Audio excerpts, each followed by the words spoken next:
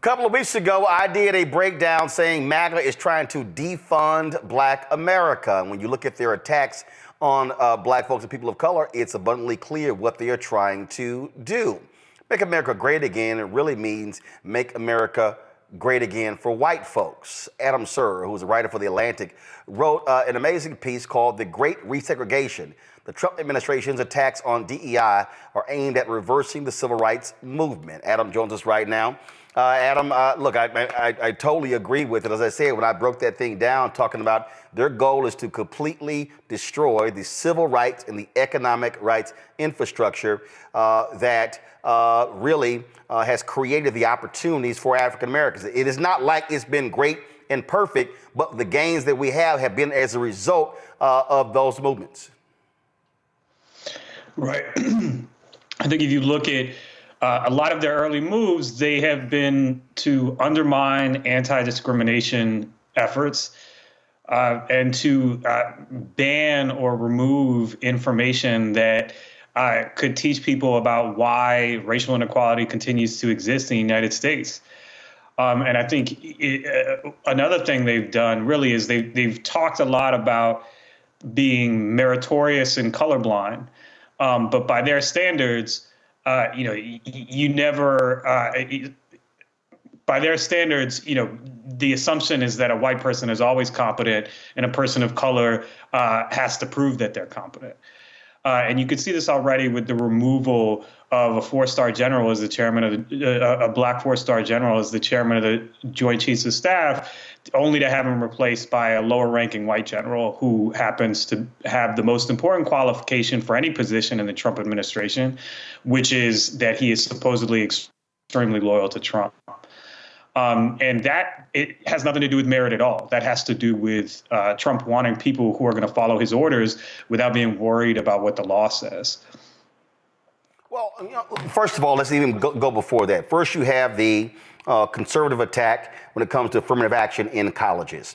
Then you have Republicans who say, oh, because of that Supreme Court ruling, that somehow applies to everything. And so you had racist Senator Tom Cotton of Arkansas who sent letters to law firms saying, oh, your law programs that are about encouraging diversity, those are illegal. Then you had the Republican attorneys general doing the exact same thing. And then you had the attack in companies. So companies began to repeal their DEI programs. And what I keep saying to folks is my argument for DEI programs are not for some largely white woman or a white man who's in the DEI job. It's actually for the contracts, the supplier diversity, all the other things that fall under the DEI window. That's what I'm looking at.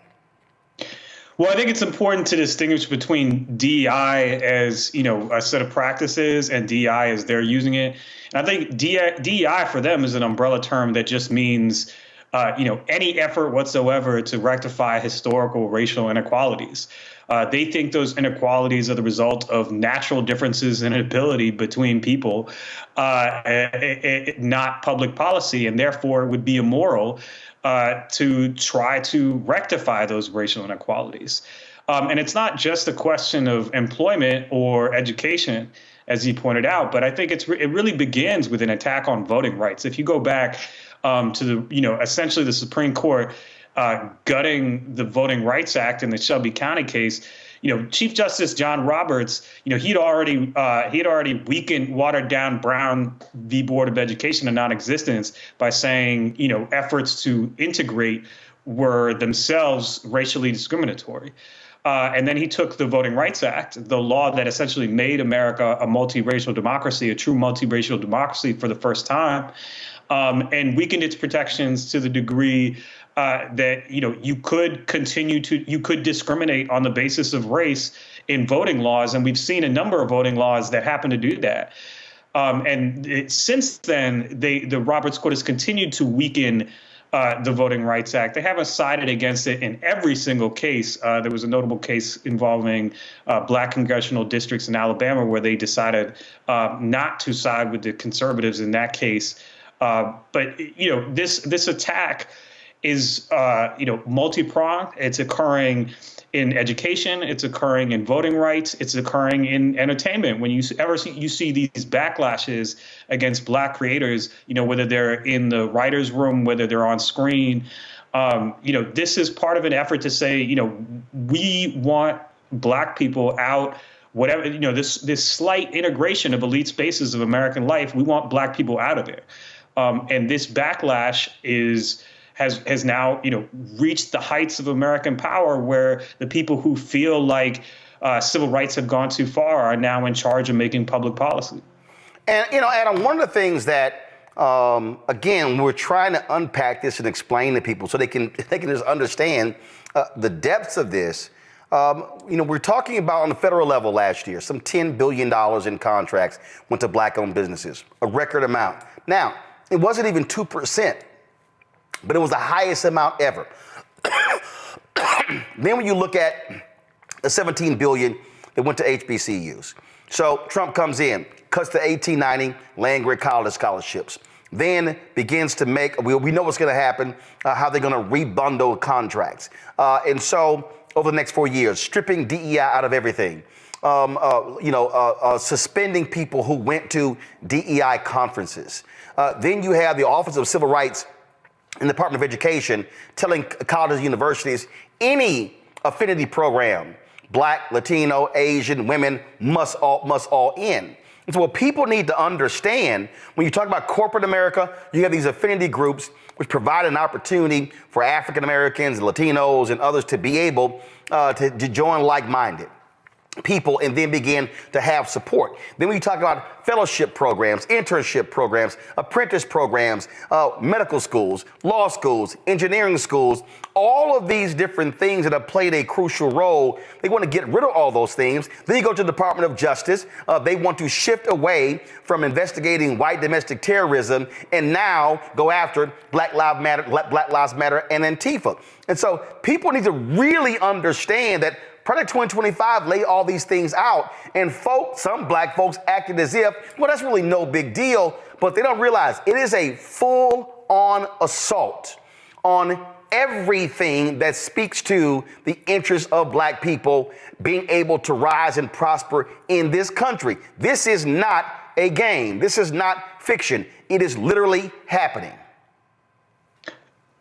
That's right. And I think the thing to think about is they believe, as you just described, they believe that any effort to provide opportunities to people who have historically been denied those opportunities is itself racist against white people who have a right to be on top forever.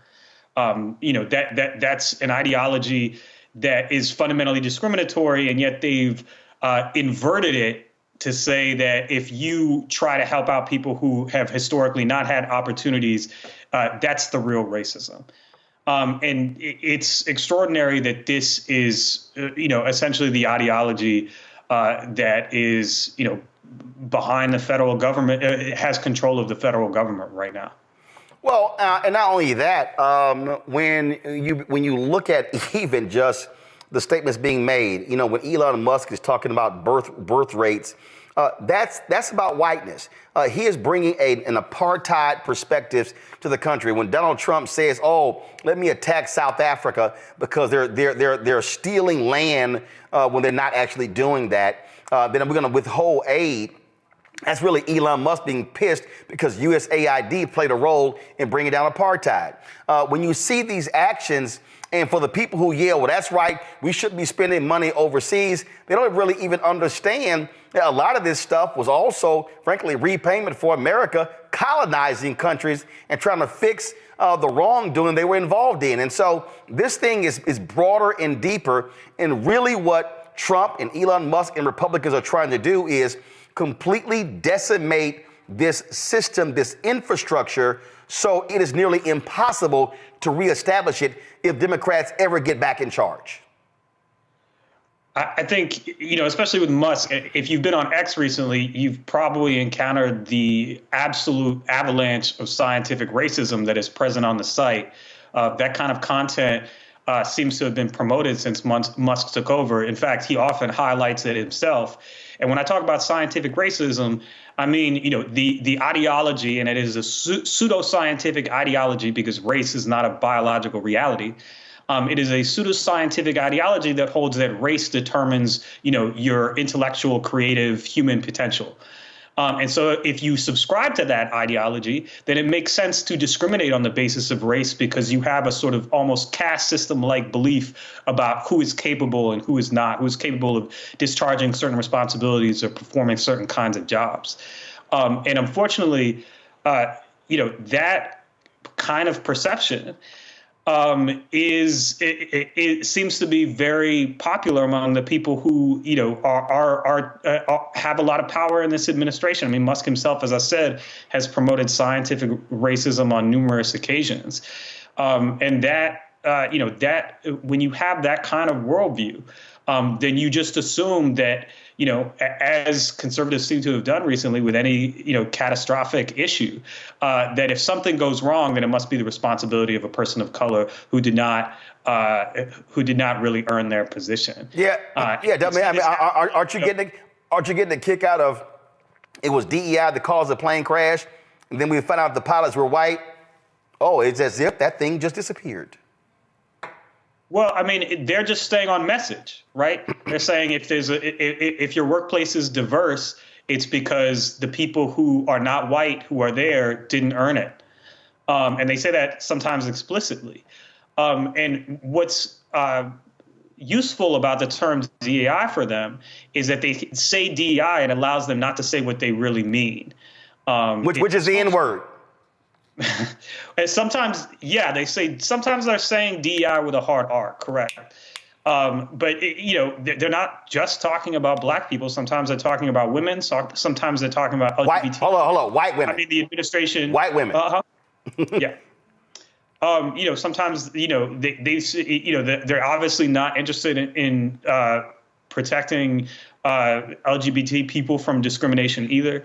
So this is really about reordering society into the sort of traditional hierarchies of race and gender that they feel are appropriate, and using government power to do that.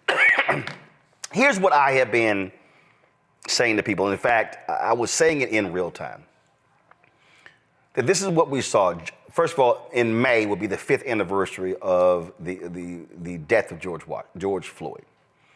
And here's the death of George Floyd and the reaction to it is what I think truly scared white America. And this is why I say that. Because, first of all, this was the first black movement that in the history of America where a majority of Americans agreed with it, the Black Lives Matter movement. And I think there are forces in white America say, especially on the right, oh, hell no. And let me be real clear to people who are watching. This is not just Republicans, some white Democrats as well. That was the basis of what I laid out in my book, White Fear. And so what do we then have? They saw young white people, young Latino people, they saw young people embracing the movement, demanding change. I never forget Adidas announced that they were going to do a $10 million donation. And I forget, have a certain percentage of new hires. The white folks in the company went crazy. The next day, the CEO of Adidas had to announce it was going to be a $100 million commitment, and they increased the percentage of new hires were going to be people of color. So what happened in 2021? Attack Black Lives Matter. What happened in 2022? Attack critical race theory. What happens in 2023? Attack woke. 2024, DEI. All of those things were all a response to the national response to George Floyd. So they were pissed off that the database was created for corrupt cops or cops that have killed people.